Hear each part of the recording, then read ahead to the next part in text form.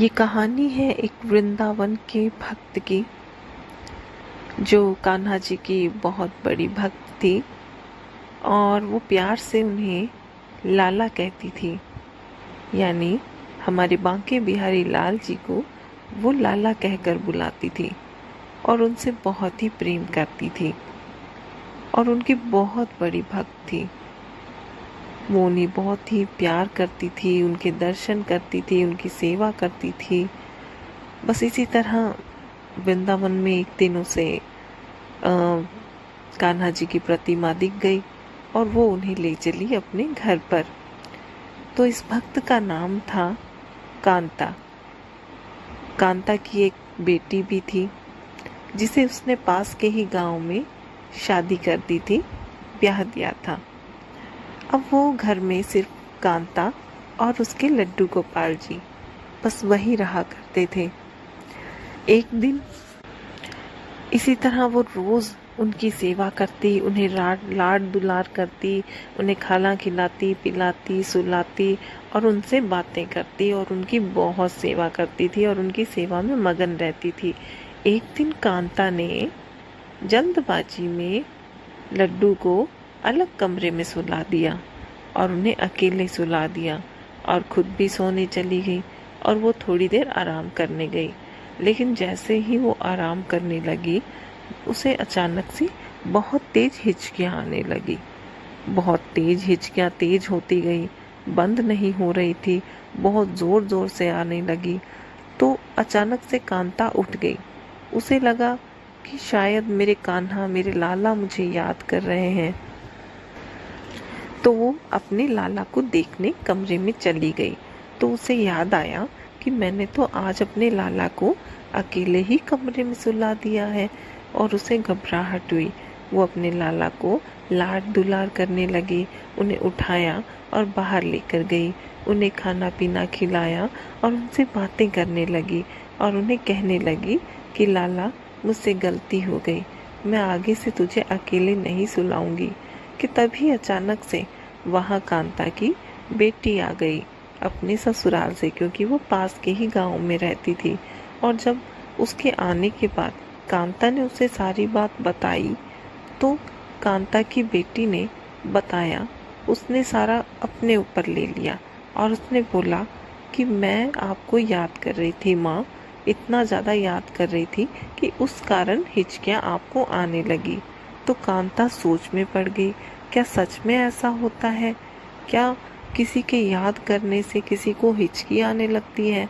यही सोचकर तो उसे दिमाग में आया कि वो तो सारा दिन लाला को याद करती है, अपने बांके बिहारी लाल को याद करती रहती है, तो उसे कितनी हिचकियाँ आती होगी और वो हिचकियाँ आने से कितना परेशान होते होंगे उसके लाला। यही सोचकर कांता ने निश्चय किया कि वो अपने लाला को याद नहीं करेगी ताकि हिचकियाँ आने से वो परेशान ना हो। और कांता ने अपने लाला को अपनी बेटी को दे दिया। बेटी अपने गांव कान्हा को ले गई और वहाँ सेवा करने लगी। इसी तरीके से समय बीतता गया, लेकिन कांता ने अपने लाला को याद करना छोड़ दिया। वो जब भी उसे याद आती तो वृंदावन बांके बिहारी दर्शन करके आ जाती। फिर उसने जब भी उसे याद आती तो वो भूलने की कोशिश करती और यही सोचकर कि मेरे कान्हा परेशान होंगे, वो उन्हें याद नहीं करती।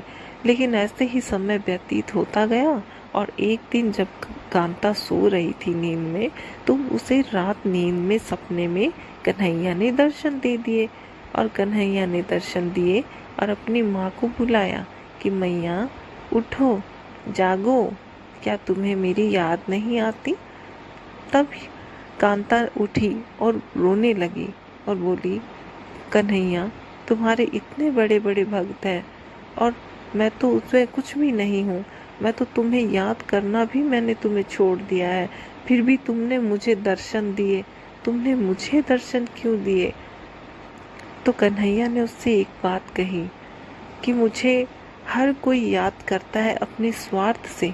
साधु संत मुझे याद करते हैं अपने स्वार्थ से, दर्शन पाने के लिए, और हर कोई। लेकिन तुमने मैया मुझे याद किया बिना किसी स्वार्थ के, तुम्हें ये तकलीफ़ थी कि कहीं मुझे कोई तकलीफ़ ना हो जाए, कहीं मुझे हिचकियाँ ना आने लगे, मैं परेशान ना हूँ, इसीलिए तुमने मुझे याद करना छोड़ा। तो ये तुम्हारा प्रेम है मैया। ऐसा कहकर कन्हैया ने उन्हें वरदान दिया कि तुम मेरी सबसे प्रिय भक्त हो और मेरे सबसे प्रिय भक्तों में याद की जाओगी। बस ऐसा कहना था और कांता मैया तो रोने लगी फूट फूट कर।